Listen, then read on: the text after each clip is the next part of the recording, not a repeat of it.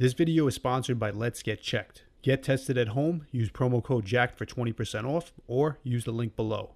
Testosterone, the primary male sex hormone promoting secondary sexual characteristics, such as increased muscle mass, bone mass, and growth of body hair. Obviously for bodybuilders, this is easily the most talked about hormone for overall health, athletic performance, and most importantly, muscle mass. While bodybuilders know that increasing testosterone levels, whether that's natural through proper nutrition, supplementation, training, sleep, and better quality of life, or synthetically through PEDs, all lead to increases in muscle mass. The biggest misconception, however, is how the actual level of testosterone someone's body naturally produces reflects in their physique. Many people just assume someone that has more muscle mass and less body fat is walking around with higher testosterone levels, and someone who's overweight, lacking lean mass, might have the dreaded low T. If you're natural, there's a lot more that goes into body composition than your baseline testosterone levels. And regardless of your own genetic hormone levels, much of what you do outside of genetics, including training, nutrition, and proper rest, can have a huge impact on your testosterone levels. I'm going to discuss exactly what I mean by that in a minute, and I'm also going to show you my exact blood work over the years, where I've been on both ends of the spectrum with very low testosterone levels and very high testosterone levels within the normal range. Now, I'm not going to make this a science lesson on testosterone itself, but more sharing my personal experience with you guys and going over exactly what being at all these different levels feels like, as well as how my physique looked on the low end of the testosterone spectrum all the way to the high normal. And we're going to talk about what caused those changes. So keep in mind when I'm talking about the normal range, depending on the lab you get blood drawn from, that's traditionally anywhere from 250 nanograms per deciliter all the way to upwards of 1,000 nanograms per deciliter. So keep that in mind as we jump into my blood work. So over the years, I personally gotten my blood work done regularly and have lab work dating back to 2009, which was right before I started competing in bodybuilding. Again, these were all natural contests, so all the blood work you see here is a reflection of natural changes in testosterone. First blood work I ever had checking testosterone was in 2009. So I was 19 years old here, and you see total testosterone came back at 774. Which is pretty good overall. This reference range here was 241 to 827, so you can see definitely on the high end of normal, but still normal.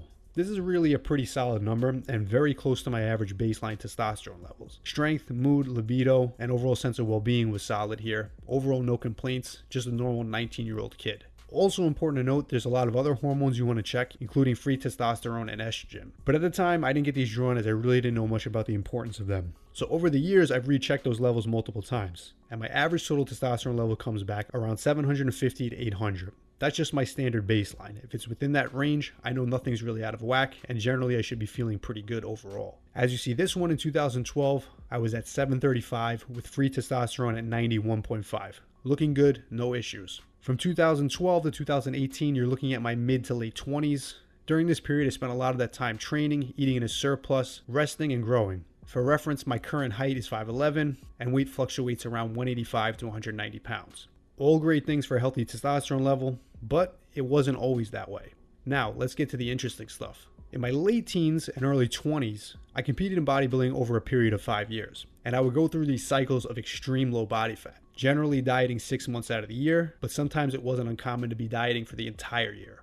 If we back up to 2011, after my hardest contest prep, again for a natural contest, no hormones used, I had gotten my leanest out of any year I competed, and the last 6 weeks of prep were brutal. By far, that prep was the worst. Drop in libido, and I mean literally non-existent libido at that point. Combine that with the extreme irritability, as well as low energy, and you pretty much have every natural bodybuilder's mood the last few weeks before a contest. So at this point, I had gotten my blood work again, and testosterone came back at 337 nanograms per deciliter, literally more than cut in half. Free test was at 52.2, which both of these still being in normal range, believe it or not, is literally half of what my body sits at comfortably. And this is one of the main things I want to point out with this video. If you look at my physique here and didn't know the extreme demands that go into a contest prep, including the extreme dieting for months on end, the cardio, high volume training, and everything else that goes into it, then you might look at this physique and think that looks like a fit guy, decent amount of muscle mass and low body fat. If you don't know much about how hormones work in the body, you probably wouldn't immediately assume there's a guy with low T. But what happens when you push your body this hard to such a low body fat? All these normal processes in your body can become downregulated. Testosterone goes down, hunger and stress hormones go up. But interestingly enough, even though low testosterone levels are linked to higher body fat and less muscle, if you're following a strict diet and not slacking on your training, your physique isn't always a reflection of what's going on inside. Keep in mind, I'm not talking about a starvation diet here, where you're eating no protein and not training.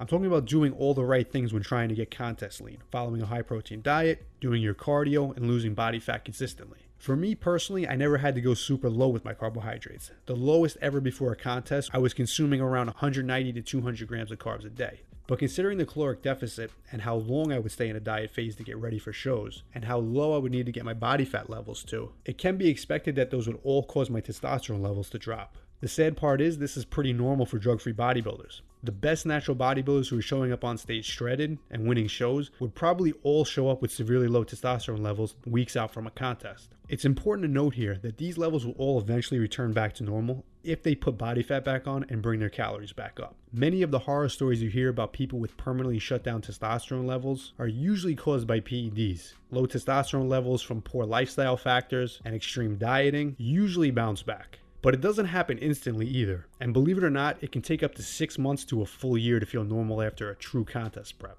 This is actually the main reason I eventually stopped competing. I love bodybuilding, but in all honesty, for me, walking around with low testosterone for 6 months out of the year, every contest season, just wasn't worth it. I personally wouldn't feel normal for about 3 to 4 months after finishing a contest prep. But at that time, I didn't know enough to get blood work done to check, and I wish I did, but the next blood work example I have wasn't until a few years after I stopped competing. After that time period, my testosterone levels did go back to normal. They were all in the 750 range. And fast forward this a bit more recently, I started getting my blood work done more since I turned 30. I was interested to see how my levels compared now to how they did in my 20s. And to my surprise, they were actually coming back even higher than before. Remember, throughout my 20s, I was getting most of my labs back in the 750 range, when I wasn't dieting and eating in a surplus. Now in my 30s, I had my test levels come back at 850, 967, and 994. So my levels have actually been coming back pretty consistently at around 950 nanograms per deciliter, pushing almost up to 1,000 in the last 2 years. And now the interesting thing is, you always hear that your test levels are highest in your teens and 20s, and they slowly decline in your 30s. This just goes to show you that there's a lot more that goes into these levels than just age. You have diet, sleep, training, overall lifestyle, and arguably for me, these are all better now, which very well might be the reason why my test levels are higher than they were when I was younger. I've definitely become more knowledgeable on training, nutrition, and recovery in and out of the gym, and it makes sense I'm pretty much at the top of the normal range here. Combine that with the fact that in the last 10 years, I generally only spend about 2 to 3 months in a diet phase maybe once a year, and the rest of my time eating at maintenance or in a surplus. Obviously more muscle now than I did in my 20s, but keep in mind that's another 10 years of consistent training. So it's not necessarily a reflection of what my test levels are now versus then. Now the next question is, where will they be in my 40s? That should be interesting to see, but I wouldn't doubt that they'll still be in the 750 plus range, but we have 8 more years to see. This is something I personally monitor regularly, and throughout the years going to labs, it has been a bit of a hassle. Recently, I've been able to do it without even leaving my house. And if you guys are looking to monitor your testosterone levels, I personally recommend using Let's Get Checked. Get tested at home, use promo code JACKED for 20% off, or use the link below. Alright guys, that's it for the video. If you want to see more of the best original bodybuilding content just like this, make sure to hit subscribe. Thank you to Let's Get Checked for sponsoring this video.